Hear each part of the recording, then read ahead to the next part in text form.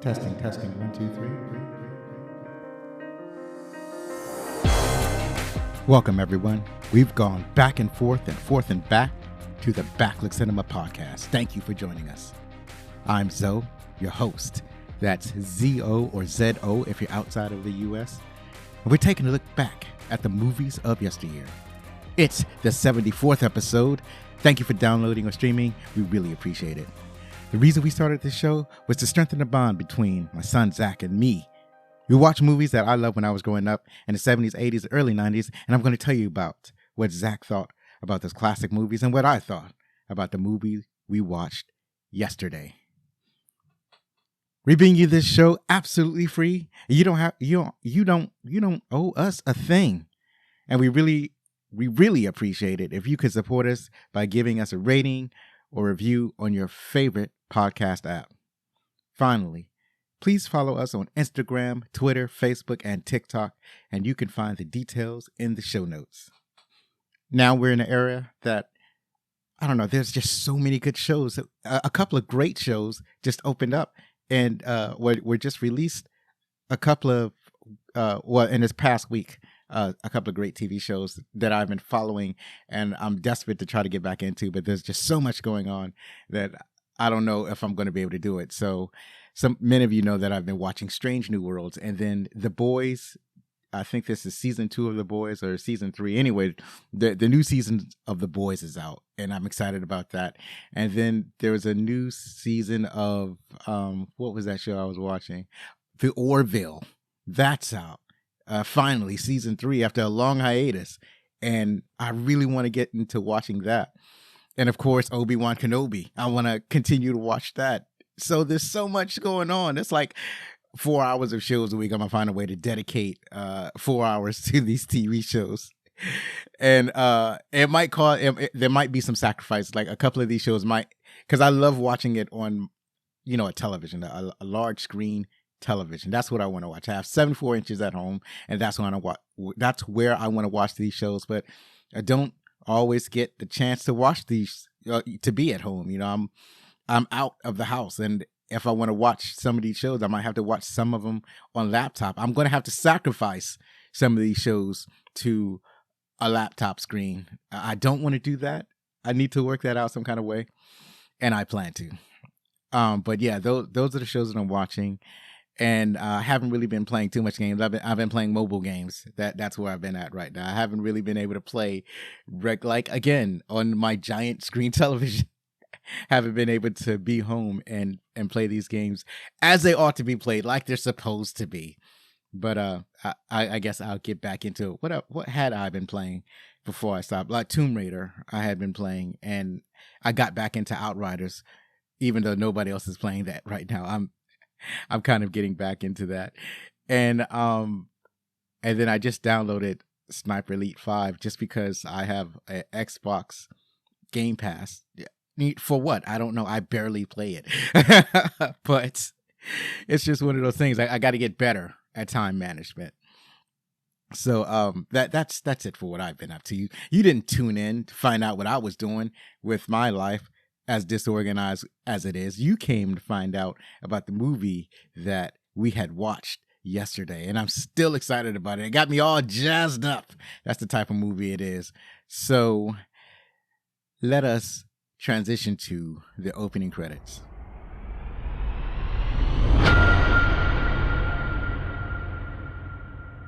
So here we are at the opening credits, and we are going to talk about Top Gun. The Tom Cruise movie, that was a blockbuster back in the day. So about this movie.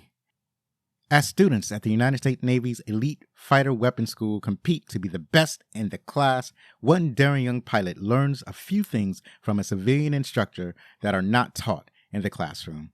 That was from IMDb, and I must admit that is not the best description of this movie, but I decided it's as good a description as any. I didn't do a deep dive. I didn't try to make up my own this time. I was like, well, let's just pick the first one off of IMDb and let's just go off of that one. This movie was released May 16th, 1986. Produced by Paramount Pictures and Don Simpson and Jerry Bruckheimer Films. If you're familiar with that films, they've made a lot of blockbuster movies. They were like a powerhouse in the action film industry back in the day, and now they're kind of just known as this is embarrassing. I think it's just Jerry Bruckheimer films right now, because sadly Don Simpson had passed away. I'm just going off the top of my dome now. Basically, what I'm trying to say is, sadly, one of these men passed away, and now you just have the other one. And I think the one that passed away is Don Simpson, and the survivor is Jerry Bruckheimer. Apologies. It grossed over $180 million in the U.S. and Canada, and over $357 million worldwide on a $15 million budget. It had, I wanted to say it had great reviews, but instead I'll say it had above average reviews. And now let's just take a look at these numbers again. It had a $15 million budget, and its worldwide gross was over $357 million. It was a blockbuster among blockbusters. So to say that it just had okay reviews is kind of hard, but when you consider some of the incredible blockbusters of today, a lot of these movies make incredible amounts of money, but they also get like middling to poor reviews. And I'm specifically talking about some of the superhero blockbusters that have been out over the past few years. But I will say that in contrast, the superhero movies that I'm talking about, they typically have a budget of, between $100 and like $200 million. And if you're not making $1 billion off of that, then most studios will consider it a flop. But there's no way that this movie could be a flop. It grossed $357 million worldwide, $180 million in the US. And that was off of a $15 million budget reported.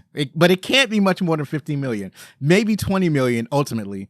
I mean, at the high end, but that's a lot of money to be making off of such a small budget. So yeah, it was very popular among the population. So we will, the regular folk, we'll get down to that when we talk about the trivia. So this movie was starring Tom Cruise as Lieutenant Pete Maverick Mitchell. You've seen him in The Last Samurai, Mission Impossible, Jerry Maguire, and a bunch of other films. Kelly, let me get this right. I'm about to say the wrong thing. Kelly McGinnis. Well, hold on. I almost messed up. Hold on. I got it this time. Kelly McGillis. She played Charlotte Charlie Blackwood, and she was in Witness, The Accused, and Stakeland. Also, you notice that we're going 3 names with this, with the credits, and that is because the middle name is usually a call sign. As a matter of fact, I think the way I wrote this is that the middle name is 100% a call sign, unless it and with a couple of exceptions. Some of these only have one name because they didn't go deep into the character. Blah blah blah. Whatever. Anyways, to continue, Anthony Edwards, he played Lieutenant Tom Iceman Kaczynski. He's been in The Doors, The Saint, and Kiss Kiss Bang Bang, and many other movies. You may have seen him in Batman. What's it called? I think Batman Forever, or is it? Yes, I'm pretty sure it was Batman Forever. Or was it Batman and Robin? You know what? I think it was Batman and Robin, and then George Clooney was in Batman Forever. I am confused. I fully admit. There's also he was also the voice of Kit in the Knight Rider reboot that happened a few years ago. So yeah, he's always been one of my favorite characters that I like to watch. Up next is Tom Skerritt. He played Commander Mike Viper Metcalf. He's been in Alien, Contact, and Steel Magnolias. Up next is Michael Ironside. He played Lieutenant Commander Rick Jester Heatherly. He's been in Starship Troopers, Total Recall, and Scanners. Another one of my favorites. I really want to get into one of his other movies, and that movie that I'm eyeballing is Starship Troopers. So keep your ear out on that on the social medias to find out when that viewing will be announced. And, you can watch along. Well, you can watch it and then listen to the episode. That's what I mean. I'm not down with the live yet. I'm not doing anything live yet, but that's on the radar. That's something I'm like, you know what? Perhaps I should consider doing these episodes live or do a Facebook version. I don't know. I'm kind of skittish of the camera. Up next is John Stockwell. He played Cougar. He's been in Christine from the 1983 movie and Nixon. Barry Tubb played Wolfman. He's been in The Legend of Billie Jean and Lonesome Dove. Up next is Rick Rosovic. He played Lieutenant Ron Slider Kerner. He's been in The Terminator and Navy SEALs. Tim Robbins played Lieutenant Sam Merlin Wells. He's been in The Shawshank Redemption and Mystic River. Funnily enough, if you go on some of these sites that talk about movies, he's either very high or kind of in the middle of where they list him in the credits. For some reason in IMDb, they put him like right up front. I guess because he's a huge star now, but I guess back then he wasn't a really big star because you only barely see glimpses of him. Like most of the time when you actually see him, he has his helmet on. And because with the helmet and the breather on, you don't know who he is. You just know that it's a character named Merlin. And then only really in the very last scene in the movie that I noticed, oh, that's Tim Robbins. The last I have on the list is Jim Tolkan. He played Stinger, and he's been in War Games and Back to the Future. There's one more actor that I'm going to get to that I kind of want to talk about when I talk about my favorite parts. He's not listed in most of the sites. He's not even listed in the credits. In the front, you have to go like to the back to find him. Like on IMDb, you have to click on the next page to find this actor. But I wanted to touch on him because he's been in some great movies and TV shows that you may have seen. And there's something about his code name. His call sign was Sundown. And because his call sign is Sundown, I want to touch on him later on. Also, I almost forgot. Meg Ryan. She played Carol. She was in When Harry Met Sally, You've Got Mail, and a whole host of movie. An astounding actress, and she was incredibly good in this movie. This movie was directed by Tony Scott. He's directed many of my favorite movies, including Crimson Tide, The Last Boy Scout, and Man on Fire. And if you remember, he is the brother of Ridley Scott, and we talked about his movie last week, Gladiator. Written by Jim Cash and Jack Epps Jr., and their writing team, they've written Anaconda, Dick Tracy, and Turner and Hooch. You know what? I rather like Dick Tracy. That movie should go on this list. It is based on the 1983 California Magazine article called Top Guns. And this is the magazine article that inspired the movie. And the writer of this article is Ehud Yoneh. Finally, we have Warren Scarrin. He is uncredited as a screenplay writer. I'm sorry, I'm getting this all messed up. He's a screenplay writer that did some rewrites on this movie, and he is uncredited. He's done some written work for Beetlejuice, Batman, and Beverly Hills Cop 2, and many of your favorite movies. The music is by Harold Faltermeyer, and he's responsible for Beverly Hills Cop, The Running Man, Tango and Cash, and, well, here's the thing. This movie kind of has a synthesizer soundtrack. It has a kind of artificial feel to it and somewhat soft rock inspired. And this is one of the few movie soundtracks or scores, one of the few movie scores that I didn't like. That it didn't feel right. It wasn't. I would rather have an orchestral movement in a movie like this, and this movie does not have that powerful orchestral feel to it. It's more like a Miami Vice feel to it, and I was not enjoying the soundtrack. And I mean, I think I like the soundtrack to Beverly Hills Cop better. And I think for some reason it fit better. I guess because it was small scale. And when you're dealing with the Navy and these huge, majestic jets. Did I say threats? These huge, majestic jets. You want something more grounding, I guess. But it was nobody cares about the score. What people care about is the soundtrack that accompanies the score. And the soundtrack includes songs like Danger Zone by Kenny Rogers, Playing with the Boys by Kenny Loggins, and Take My Breath Away by Berlin. Particularly Danger Zones and Take My Breath Away were like two themes of the movie. They were like twin themes that's playing back and forth in the movie. That's what, if you want to say that what was the movie was about, it was about Danger Zone by Kenny Loggins and Take My Breath Away by Berlin. And I've heard Take My Breath Away like hundreds of the time, never knowing that it was sung by a group called Berlin. And the thing about Kenny Loggins is like back in the 80s, you wanted to have a killer soundtrack, you would call Kenny Loggins up and say, yo, we need a killer soundtrack. And he would give you a banger, like off of the sometimes he didn't always write the songs. See, I don't think he wrote Danger Zone. I'm not sure if he wrote Playing with the Boys. I should have did research. I did not. But man, he sang that song. He sang that song and we love it. We love him for it. So that's it for the opening credits. And if you're enjoying the show, remember that you can get t-shirts, hoodies, mugs, face masks, jerseys, and more at our refurbished website, backlickcinema.com/shop. Check weekly for new designs and products, and I'll leave the links to teespring.com and tpublic.com in case there's anything that you want from those older websites. In particular, the pint glasses are only available at Teespring. The pint glasses are my favorite. I'm going to send some out to some friends of mine over at another podcast. And next up is Stuff I Heard. Okay, we're back with the stuff that I heard. I hadn't really heard much of anything. The only thing I really want to bring up is something from last week, or maybe it was a couple weeks ago by now, when Top Gun Maverick, which is the sequel to the movie that we're about to talk about.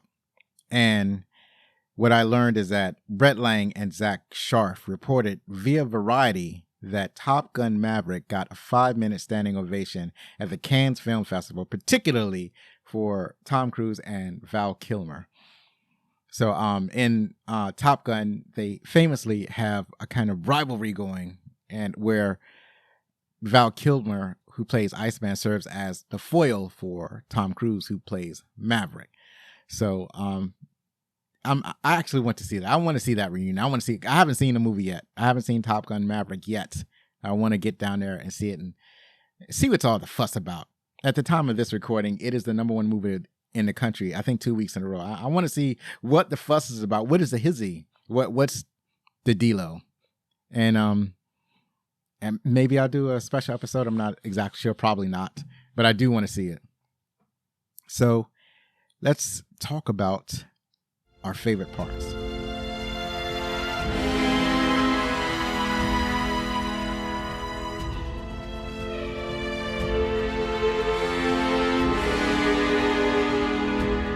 All right, now we get to talk about our favorite parts of the movie. Now, right off the top, I want to let you know that I don't have a particular favorite part. For me, for this movie, it's like the whole movie as a whole is my favorite part. I mean, because like when you're growing up, especially when you're younger and you're growing up and you don't know anything about anything, and then you see these Navy jets flying on the screen, that's immediately your favorite part. And then all of the authentic sounding military jargon and all the people being super professional and that sort of thing. And it does a really good job of making you feel the danger, has a great sense of suspense during the battle sequences. So those are automatically your favorite parts. And then when it slows down and goes to kind of like the B storyline, you like those parts. Those aren't necessarily your favorite parts, but you like and understand the connecting tissue between the action sequences. In particular, Zachary really liked the tower buzz. So I'll get into that. So I'm pretty sure that you've heard of like jets buzzing land objects. So what'll happen is that a plane will fly really low and really fast to the ground, really close to a building or something, and basically try to rattle the people who are in those buildings or who are on the ground with, all the turbulence that a plane would produce when it goes by people going really fast. So that's what these jets do, except these are, $40 million. I think they're around $40 million. Let's just say, for the sake of argument, that these jets are like $40 million, high-powered, extremely fast military jets going at like near Mach speeds, flying past the tower of either the ground-based aircraft control tower or a ship-based aircraft control tower on a carrier, on a, what do they call them? Airplane carriers? Aircraft carriers? Aircraft carriers, that's what they're called. so the jets are fly real fast past these aircraft carriers and basically rattle everybody in the area. And so there's a bit that goes on in the movie where the pilot Maverick asked permission from the tower to buzz the tower, because it's very, basically one thing is to prepare people in the tower. Other thing is it's highly, I don't know what's the word. It's not something that you want your pilots to do. Let's just put it that way. They tend to do it for fun, but it's not something that you would want them to do. So he asked permission from the tower, the tower commander, to buzz the tower, and the tower commander says, no, just land your plane. And then Maverick, being a Maverick, does it anyway. And it's like in the midst of, after the tower commander says, permission denied, he goes, he gets his coffee, and he's got this steaming, sweet, hot cup of coffee, and he starts to put it to the lips, and bam, he spills it on himself because Maverick buzzed the tower anyway. So not only was the dude not prepared, but he ended up spilling coffee on himself at the same time. So that was one of his, and this bit kind of goes throughout the movie. It happens a couple of times, and Zachary in particular like those parts. So let me get into like the whole the movie has a rhythmic flow to it. So they're in the air, they're training, they're on a mission, they're fighting in the air in the planes with all the action and jazz and whatnot.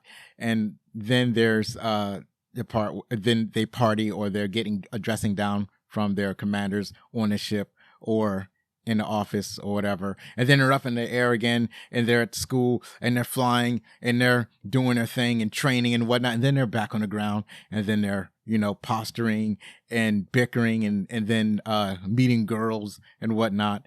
And then they're flying it again, and they're, training, and they're looking really fancy and really awesome, and they're just in their back on the ground, and then making love to their girlfriends or whatnot.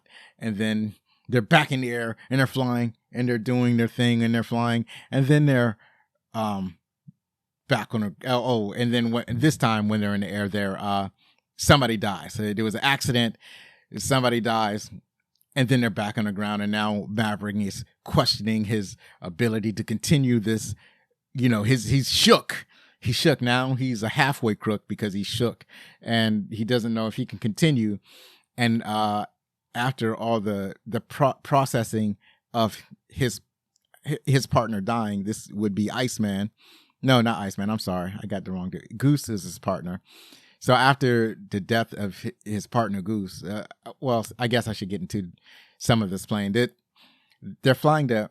I am probably going to get all of this wrong, but I'm going off of guesses, what I think I remember from when I watched this movie back when I was growing up. So I think they're flying the F-14 Tomcat. And the way this plane is designed, you have a pilot in front and like a radar officer and directly behind the pilot. And they have a partnership. It's almost like if you're watching Star Wars, you have the human inside the cockpit, and you have R2-D2 in the back doing pairs and doing other services. So that's the same setup. So Goose was like the R2-D2 for Maverick. So there was an incident in the air. The plane loses both engines, and they're crashing. They're going to crash. So they blow the canopy to try to get out of the plane and land safely in the water. But in the ejection sequence, Goose, the guy that was the R2-D2, he hits the canopy, and basically the ejection seat ejects him hard into the canopy, which is still ejecting itself, and basically crushes himself. And then they land in the water, and he's basically dead on arrival. And this basically causes Maverick to lose his confidence in flying. So, and he really wants to quit Top Gun because he doesn't think he has the stuff to be the best pilot or even a good pilot or even a pilot.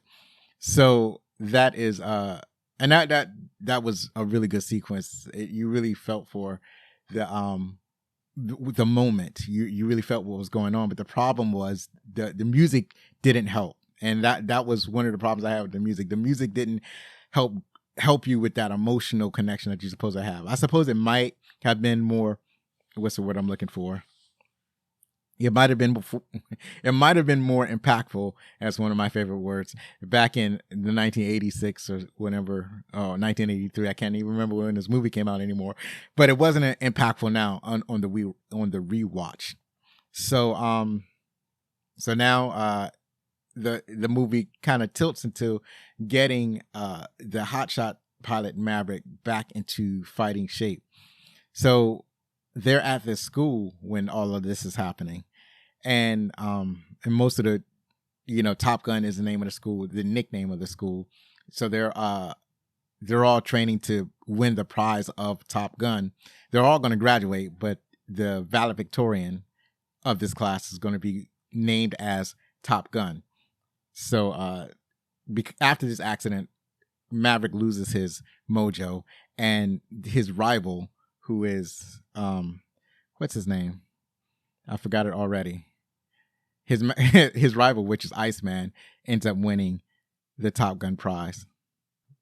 With the help of his girlfriend, Charlie, a pep talk from his commander at the Top Gun school, Maverick kind of gets his mojo back just a little bit, enough to decide to stay for his graduation. And then they are immediately dispatched into duty, where they go back to the ship where Maverick came from in the Indian Ocean, and they're going to go up against these MiG fighters. The MiG fighters are smaller and faster and almost as deadly as the F-14, 15, 16. I can't remember. I want to say F-14, the F-14 Tomcats. And so they all kind of launch in the air. First, it's Iceman and his partner, whose name I can't remember right off the top of the dome. Hold on, let me check and see if I can find. Nope, that's not it. That's not it. That's not it. Ah, goodness gracious! Probably Stinger. No, I don't remember. Anyway, so Iceman and his partner goes into the air along with, I think it's one other group of pilots, and because of the way air combat works, they think they're up against two enemy fighters, two MiGs. And as it turns out, it's not. The MiGs are flying in such a way that the radar is fooled, and it's not two MiGs, it's six MiGs. six MiG fighters against two F-14 Tomcats. And the U.S. planes really don't have that much of a chance against that many planes. So they try to, they want to launch more planes to help the two planes that are already up there. The only other plane that they can launch is the Maverick's plane because of technical issues. So Maverick's plane is in the air, and during combat, he kind of loses his cool again. He's having problems with his confidence. So the accident that happened in the academy that causes him to lose his confidence happens again during this actual air combat. And one of his issues is that when he sees an enemy in his sight, he's overly cautious. He doesn't want to take the shot because he thinks that the shot is unsafe.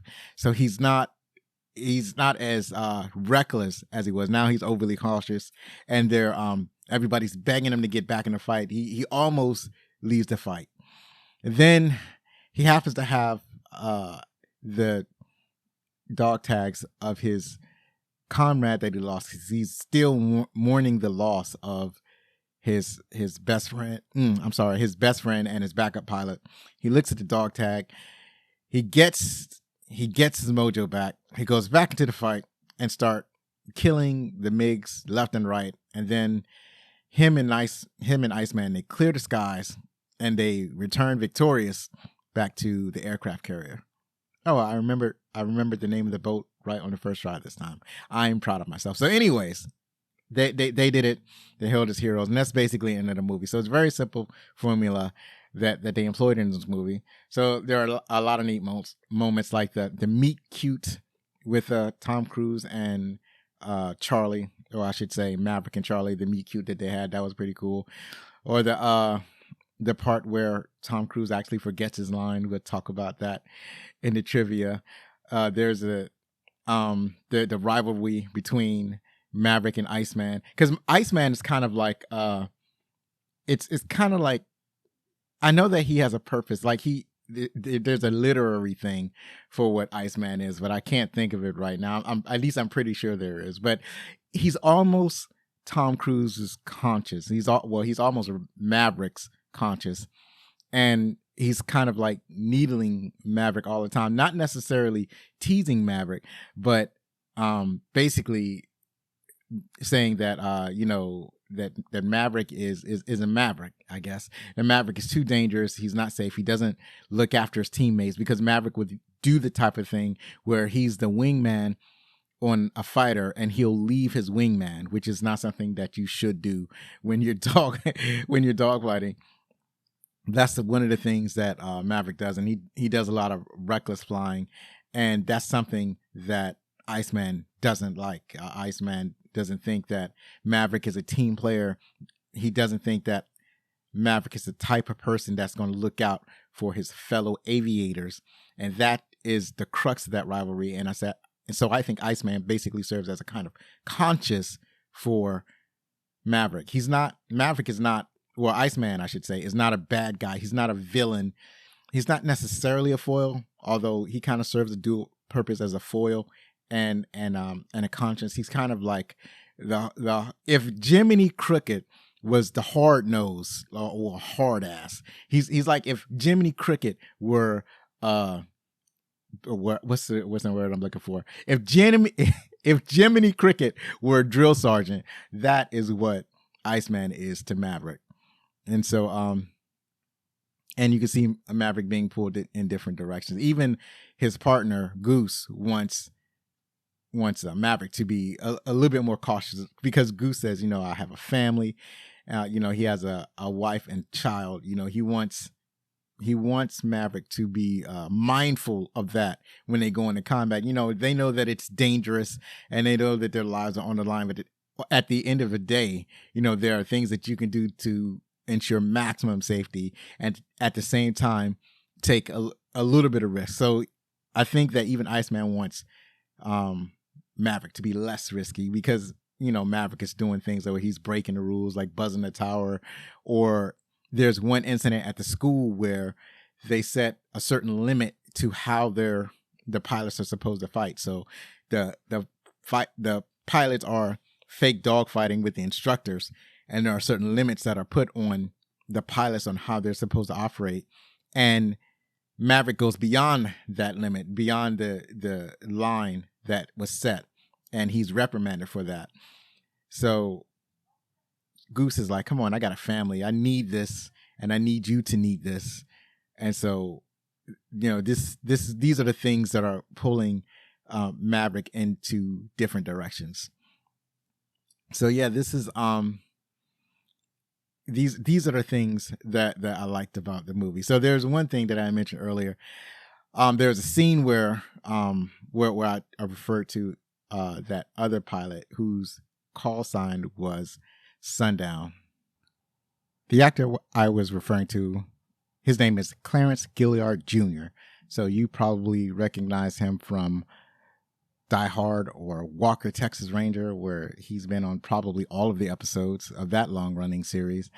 And so he was he played Sundown. So if you know him, you know that he's the black man. He is often the black guy in most movies and TV shows. He is one of the black guys in Die Hard. He is the black guy in Walker, Texas Ranger, and he is the only black guy in Top Gun. So what's interesting, if you understand about the sundown laws in some of the southern cities in the United States, especially back in the civil rights era, or even now today, there are still some towns that are renegade towns that are still acting as though they could enforce these sundown laws. And so that basically means that black people can't be in the town after the sun goes down over the horizon. And if you're caught in that town, either the townspeople or law enforcement will basically try and lynch you if you're a black person. So there's a great scene in the series called, if you haven't caught it, it's an amazing series. It's called Lovecraft Country, and there's an amazing scene where that uses the sundown laws as a plot element. So the pilot his call sign is sundown, and he's a black man. I just thought, I don't know if they knew what they were doing when they made that call sign for that character, because there are two ways of you can look at it. One way is sundown could be a clever way of referencing that the pilot is black, and the other way is referencing the sundown laws that were employed against black people. So that was one of the that was one of the things that hit me like a hammer, because like after I saw that, I couldn't stop thinking about it. So but those were basically all of our favorite parts of the movie, and it was thrilling and exciting, just for the fact of being thrilling and exciting, and the type of movie that made hundreds of young men want to be fighter pilots back in the 1980s. So that's it for our favorite parts. And now we're going to transition over to the trivia section.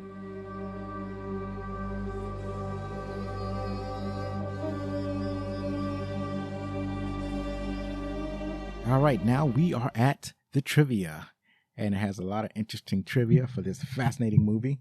Movies like this, especially action-packed movies with lots of special effects and, very well-known directors, they tend to have a lot of juicy trivia bits. So let's get into it.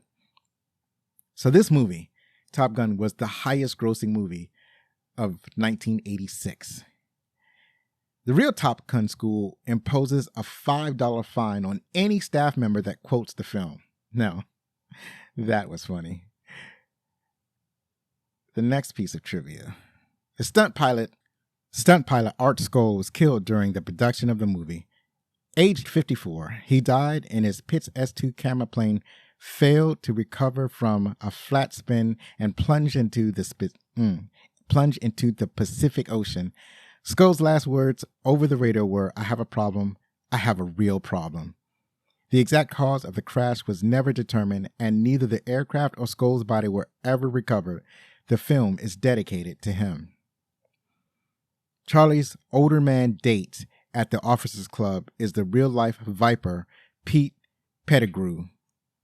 He is a retired Navy pilot and Top Gun instructor and shot down a MiG during the Vietnam War, and he served as a technical consultant for the film.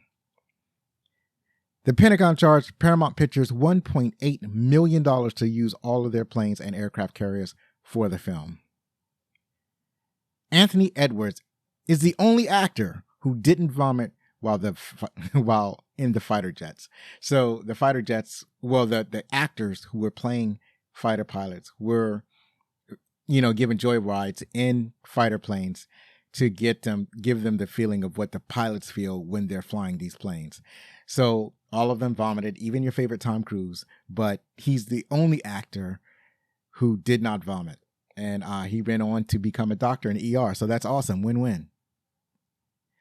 Val Kilmer did not want to be in this film, but he was forced to by contractual obligations. However, it became one of his most iconic roles in his career. Yes, everybody remembers Iceman.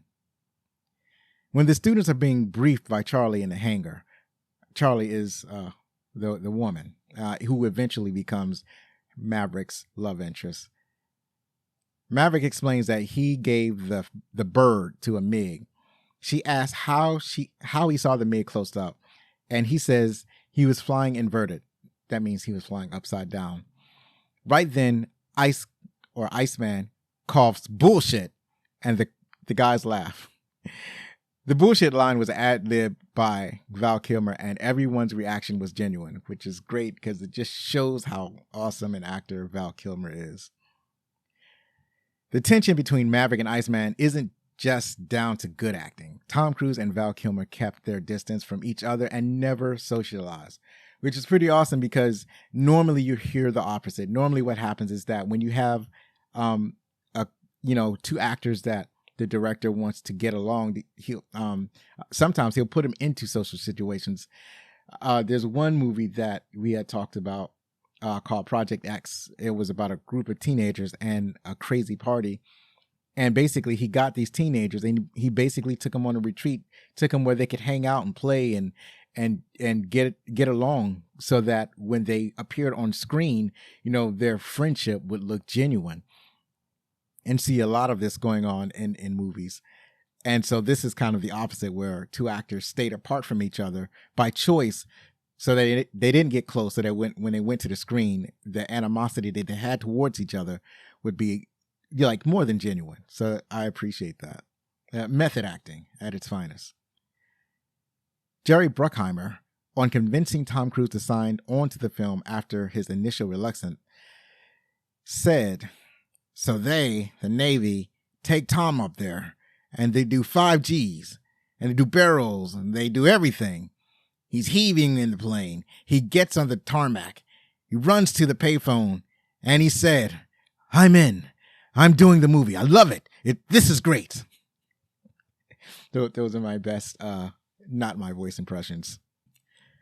The Navy only authorized 2 actual missile shots to be filmed for the film.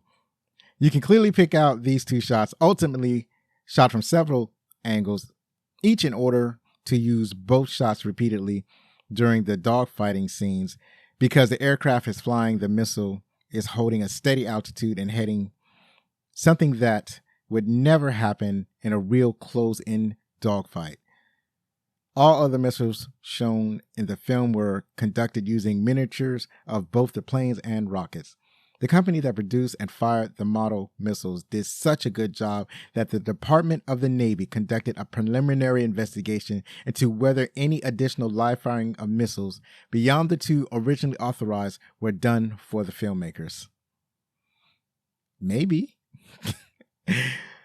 The character portrayed by Kelly McGinnis is based on Christine Fox, a civilian flight instructor the producers met while on a visit to Miramar while doing research to prepare for the film.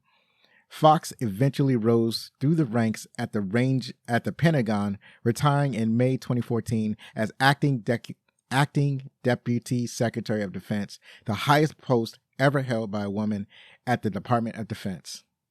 I'm not exactly sure if that's still true. I guess I should have did a little bit more research, but it was true at the time that this was written, at least by 2014. The F-14 pilot who flipped the bird at the MiG pilot and did all of Maverick's stunt flying was Scott Altman of VF-51, who eventually became a NASA astronaut flying as pilot on 2 missions and as commander on 2 more missions. So I guess the movie life has some dividends. Paramount Pictures commissioned Grumman and the makers of the F-14 to develop and install special camera mounts on the plane. This allowed the filmmakers to use real aerial point of view footage of the Tomcat in flight. And those are some spectacular views.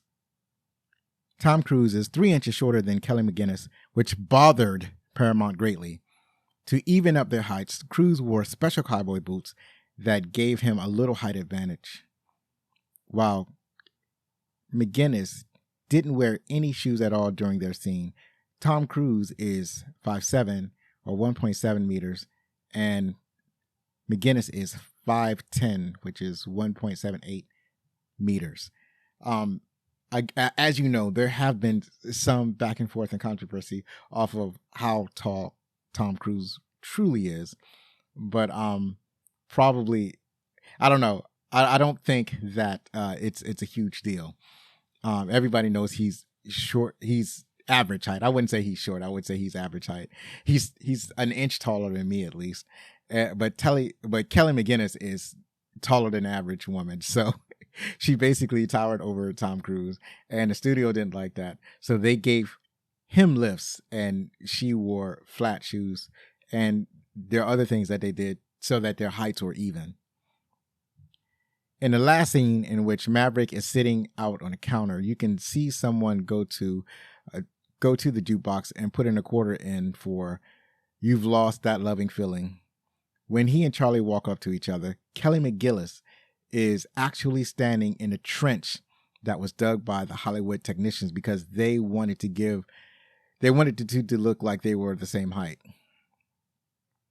No one had ever buzzed the tower at Miramax before. The Navy pilots who were flying the scenes for the film drew straws to see who would get to do it. It went to Lieutenant Commander Lloyd Bozo Abel. Michael Ironside just happened to be in a hangar that day, and the plane flew low enough where he could actually see the cockpit as he flew by. He said it was one of the most spectacular things he had ever seen. Riding on the back of the film's success, the U.S. Navy set up recruiting booths in the major cinemas to try to catch some of the adrenaline-charged guys leaving the screening. They had the highest application rate for years as a result. After the car chase, quote unquote, when Charlie tells Maverick that she didn't want anyone to find out she was falling in love for him, Maverick originally had a line to say. Tom Cruise forgot the line and ad-libbed, quote unquote, by kissing Kelly McGillis instead. Tony Scott liked it so much that he left the scene like that. The funny thing is that when you kind of look at Tom Cruise's expression in that particular scene, it is the expression of somebody who forgot his lines. Like he knew he was supposed to say something, but forgot. And so he improvised. And it works extremely well. I actually like that. For the opening of the film, director Tony Scott wanted to shoot aircraft taking off and landing on the aircraft carrier backlit by the sun.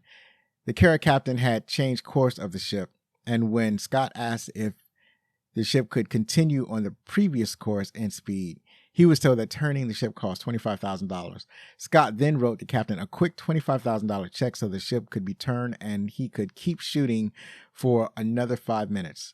According to Scott, the check bounced, which is kind of dirty. That was a dirty thing to do, but it's also extremely funny.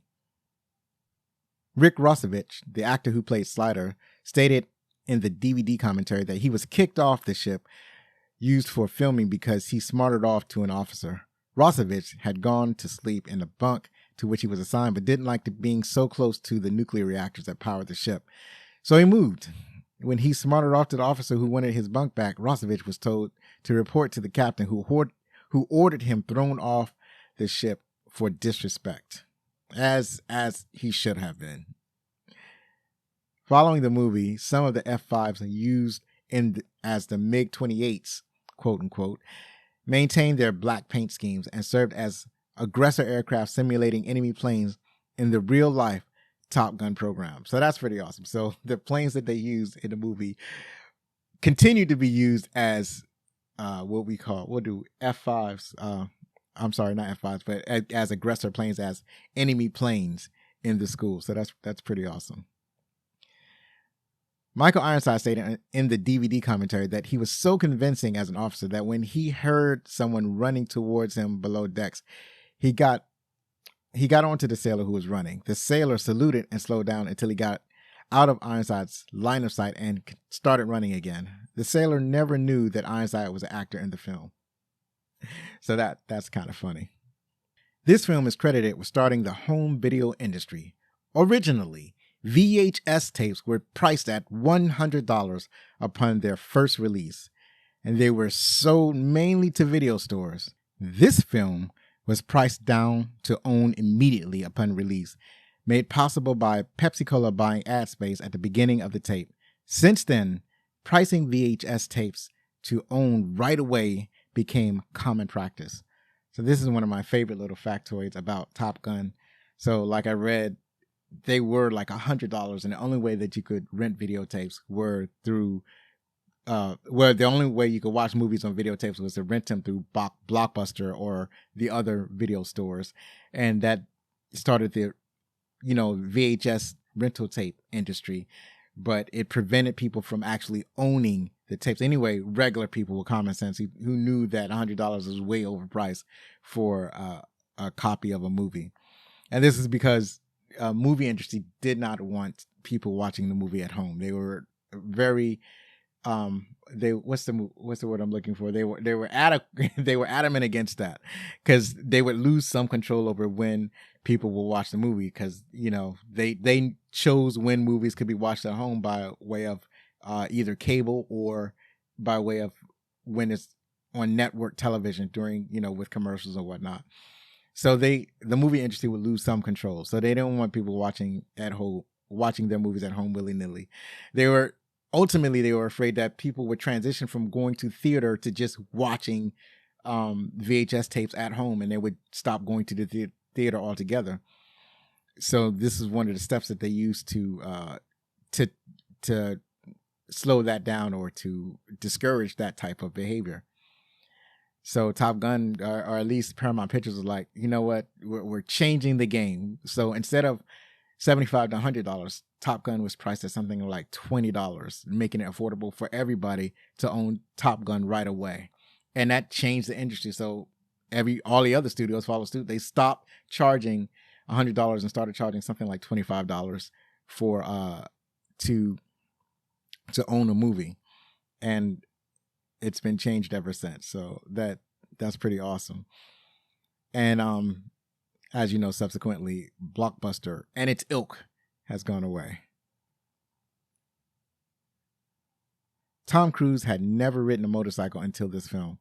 He went to the House of Motorcycles in El Cajon, California to learn. They taught him in the parking lot of their shop. So Tom Cruise is amazing. He was amazing in this film. He's a great actor. He has a shit-eating grin, and he apparently can learn to ride a motorcycle in only a few lessons. It seems to me that motorcycles probably aren't that difficult to learn to ride, and he was like young and at the time, and young people really has a huge capacity for learning new things. So I just think it was great that, it's like, well, I need to learn a motorcycle, and he learned to ride, and he learned to ride a motorcycle for this film, and has been riding motorcycles ever since. So that's it for the trivia. And now we're going to transition to see what the critics thought. All right, now we're going to see what the critics thought of the movie Top Gun. So to my surprise, on Rotten Tomatoes, the critics gave it 57% rating. I'm like, that's crazy. And the audience gave it an 83% rating, which is what I would expect it to be. But I suspected a lot of I remember it having a higher rating when I was growing up. I think a lot of the newer reviews, when people watch, or movie critics watch the movie nowadays, they'll look at it with a more critical eye and, get lower reviews as a result. So I think a lot of these are new ratings that have lowered the aggregate critic score for this movie. So right now it's sitting at 57 for professional critics. On IMDb reviews, it has a 6.9 out of 10 score. So James Berardinelli, I know I've read this name before, and I always have problems with it. James Berardinelli from Real Views, I guess that's how you say his name. He wrote, embraces masculine tropes to create a patchwork narrative that is almost laughably bad, but whose fetishization,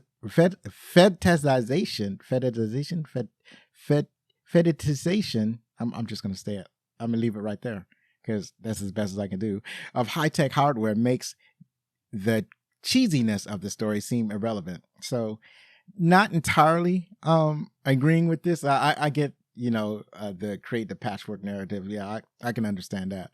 But I don't see where the high-tech hardware is fetishized. They are working with some amazing equipment, but I don't think it's too focused on the machines, and I don't think whatever attention they pay to the machine makes the story irrelevant. it's like whatever. Anyway, up next is Rachel Wagner from RachelReviews.net. She wrote, I will always have a fondness for the original Top Gun. It is what you want in a big, bombastic, cheesy blockbuster. Yes, that is correct. Marianne Johnson from Flick Philosopher, she wrote, Cold War propaganda that is weirdly apolitical, sunny, breezy, homoeroticism that is surely unintentional. What a hoot this is. Mostly not in a good way, but its impact on pop culture cannot be denied.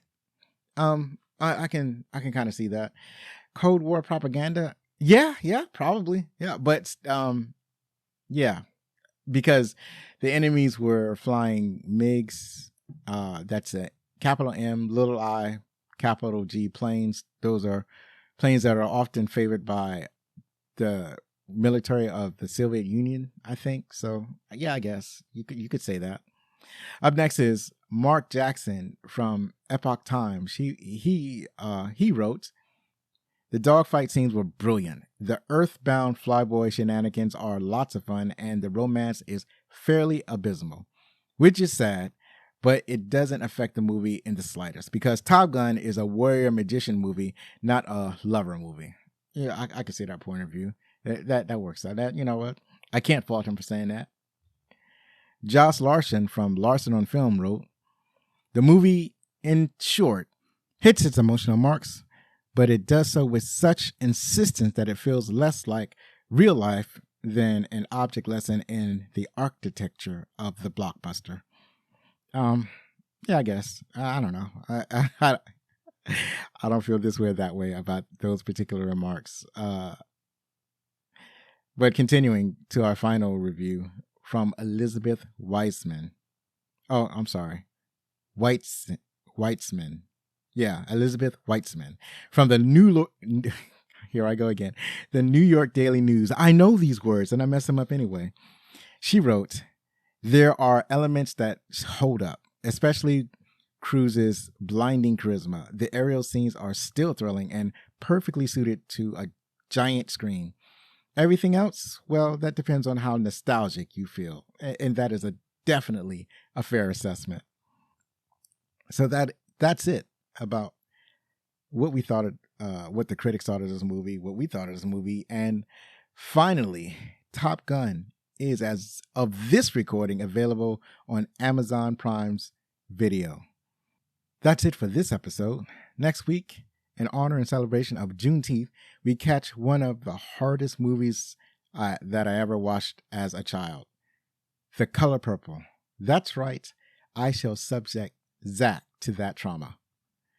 Follow us on Twitter at Backlick Cinema or Facebook or Instagram at Backlick Cinema Podcast for updates. And now we're posting videos on TikTok. You can check out at Backlick Cinema. Don't forget that you can contact us with any questions, comments, or suggestions at fanmail@backlickcinema.com. One last time, if you like the show, then please help us grow. To do this, you can subscribe to the show, rate us, or write a review on Spotify, podchaser.com, Apple Podcast, or your favorite podcast apps. Believe me, it matters. Be safe. Share a movie from yesteryear with your family. Hug your loved ones. And if you're going to be anything, be outstanding.